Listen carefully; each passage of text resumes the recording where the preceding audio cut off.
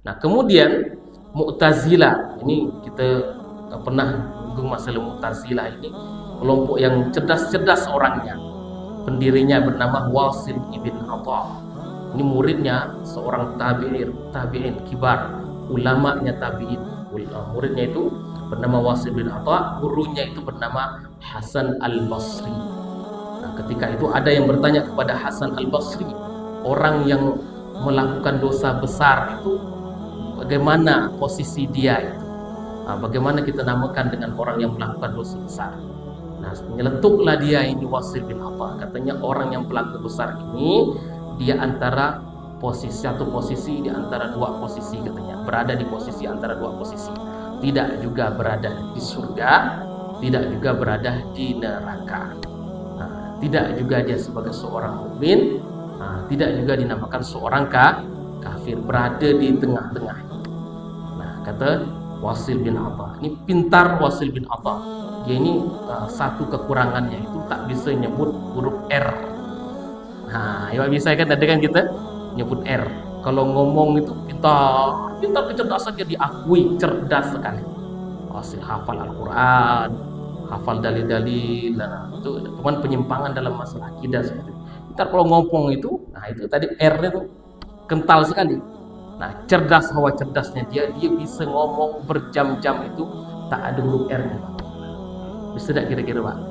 Nah, kita ngomong berjam-jam karena dia tahu kekurangannya nih huruf R. Nah, tak disebutkan, tak ada huruf R-nya di situ berjam-jam.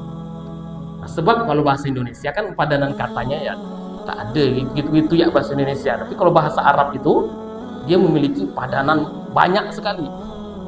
Misalkan kita nyebut singa aja bahasa Arab, kan ya, singa bahasa Arabnya asadun. Ya kan?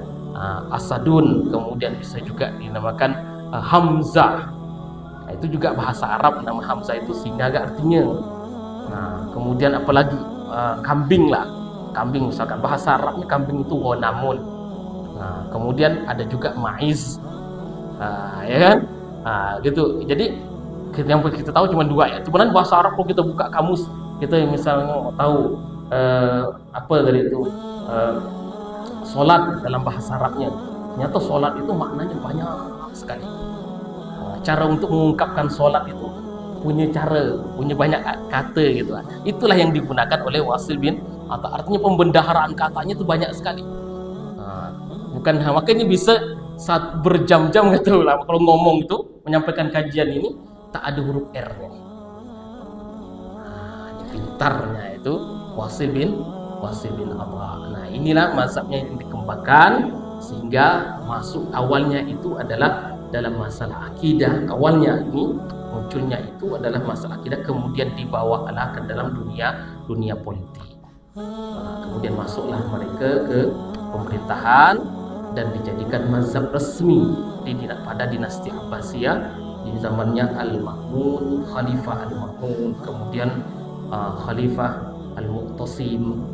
Itu khalifah, ada 4 khalifah yang menjadikan mazhab resmi. Tapi dalam mazhab awal-awalnya itu seperti Abu Abbas As-Saffah, pendiri mazhab pendiri dinasti Abbasiyah, Abu Abbas As-Saffah, kemudian Ja'far Al-Mansur, Harun Ar-Rasyid. Nah, itu ahlu sunnah semuanya bagus. Mereka takut ini keras Harun Ar-Rasyid pada pemahaman-pemahaman yang menyimpang dalam ahlu sunnah wal jamaah. Tapi ketika itu di zamannya Khalifah Al-Ma'mun ini dia memotivasi para ulama untuk diterjemahkan buku apapun diterjemahkan. Jadi dari Yunani, dari India, dari Romawi diterjemahkan. Maka dibukalah perpustakaan terbesar zaman itu, perpustakaan Al-Hikmah, itu terbesar. Jadi ilmu pengetahuan berkembang pesat.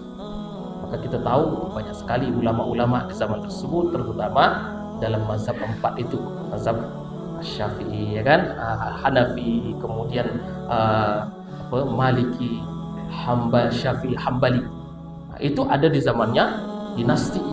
Sebab mereka berupaya mencintai ulama-ulama tersebut dan ilmu-ilmu itu dimasukkan, ilmu apa aja sah bagi mereka, diterjemahkan. Akhirnya pemahaman yang tak benar pun masuk di situ. Nah, dipengaruhilah perlahan-lahan masuklah mereka ke dalam dunia pemerintahan tersebut. Mereka pengaruhi khalifah-khalifah, dan akhirnya yang terdahsyat itu adalah memahami bahwa Al-Quran itu adalah makhluk dan memaksakan kepada kepada masyarakatnya itu untuk memahami pemahaman tersebut. Akhirnya banyak sekali ulama-ulama yang termakan fitnah itu dan terpaksa mengakuinya. Tapi satu ulama yang kita kenal bernama Ahmad bin Hanbal rahimahullah yang mempertahankan akidahnya yang benar tersebut.